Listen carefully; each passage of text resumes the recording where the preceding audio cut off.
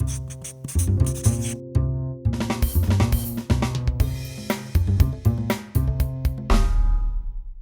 want to take about a minute and a half for a PSA. This has been an incredible week. I've been here since Sunday, as have many of you.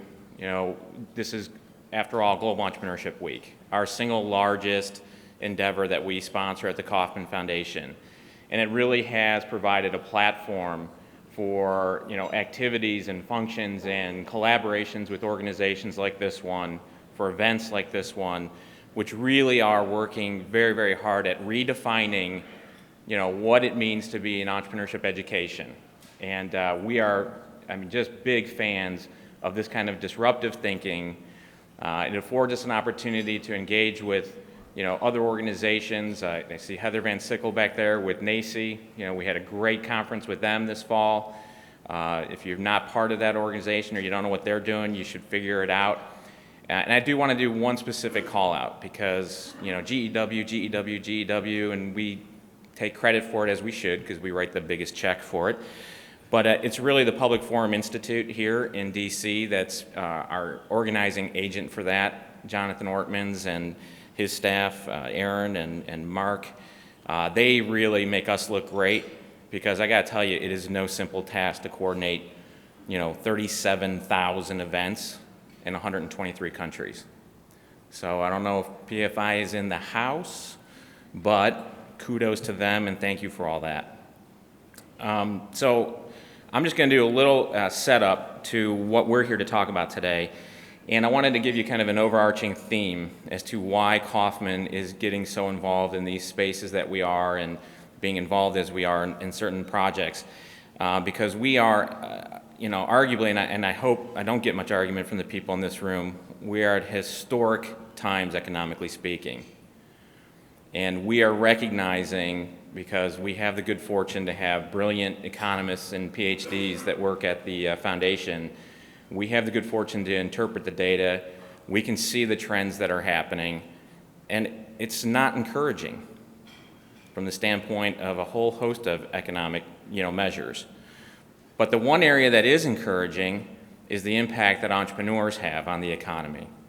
And we have, reams and reams of data that, show what the employment impact is, with entrepreneurs, firm formation, how it affects startups in the country and the jobs that they create.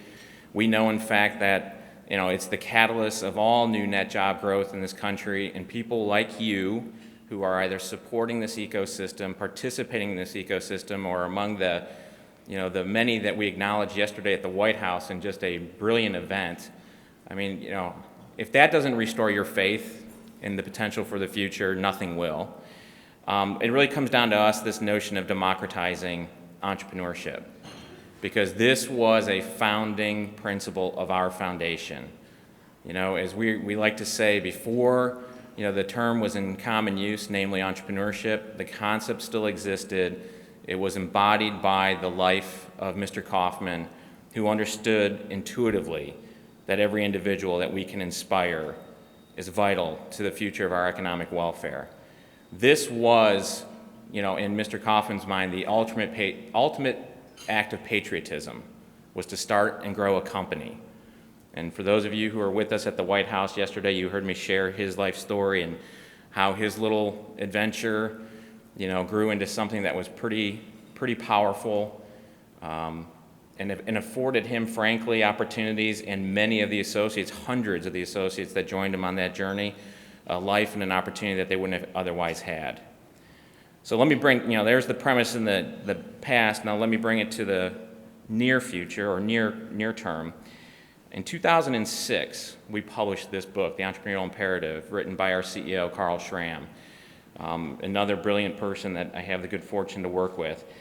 And, you get excited with new things, right? Everybody gets excited with the new. We embrace it, we run with it, and we're like kids on Christmas and rip it open and say, yeah, this is cool. But, I got to give credit to Gary Schoniger, my partner in crime here. He's going to be up here in a second.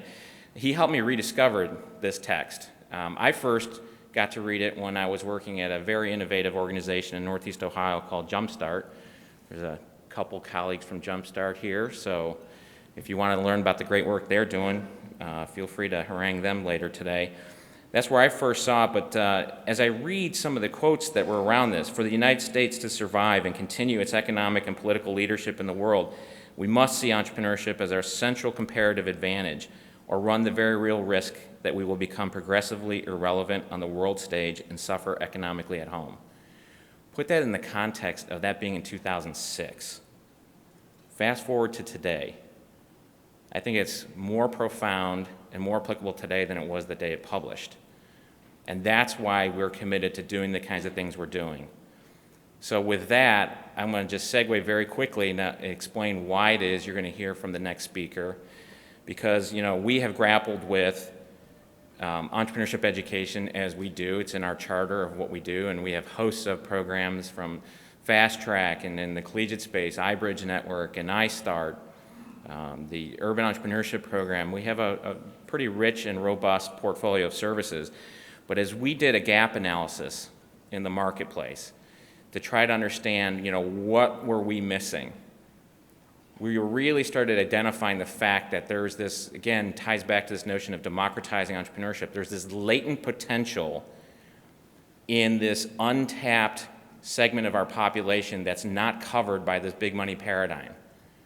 You can't go out onto the internet and not easily find education materials, content for, the next Zuckerberg, okay? That high growth, equity-backed stuff. And I'm not casting aspersions there. There's a place for that. There's a very vital place for that in our economy. As a matter of fact, we have data that shows if we could increase the number of high growth companies that are formed every year in this country as simply as by 1,000 more, we might be able to move GDP by as much as 1%. But that place, we feel, is semi-saturated, and what was missing was, something for, the 19-year-old kid that's growing up on the wrong side of the tracks, pick a city here, I don't want to piss anybody off. The 43-year-old single mom that just lost her job. The 62-year-old engineer that just retired, and 62 being way too young to go out to pasture. What are we doing there for that 98 percentile?